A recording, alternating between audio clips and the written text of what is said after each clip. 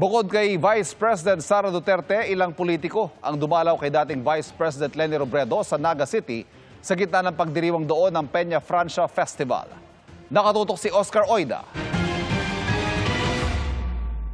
Kabilang sa mga nakiisa sa pagdiriwang ng Peña Francia Festival sa Naga City, si Vice President Sara Duterte.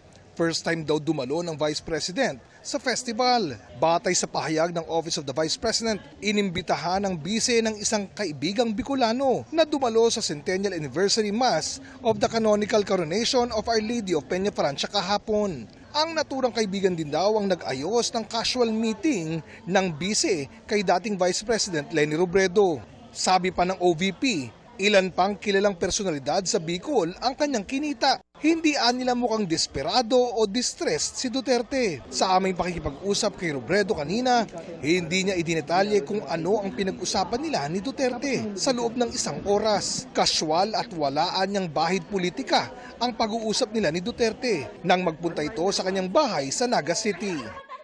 Pag Peña Francia dito sa amin, wala namang kulay ng politikang tinitingnan. Walang partido, politically neutral dito lahat. Lahat na pumupunta para kay ina ay welcome dito sa amin. Mula nung naging mayor yung asawa ko 1988, ganito na. Every time na may bisita yung Naga, na si ina, yung sadya, very much welcome dito sa aming bahay. Biglaan daw ang kanilang pagkikita. Nagkataon lang daw na may common friend sila at sinama raw naman ito si VP Sara sa kanyang bahay. Hindi nga raw niya napagmeryenda ang Vice Presidente. Ngayong araw daw kasi talaga ang kanilang handa para sa pista ng Inang Peña Francia.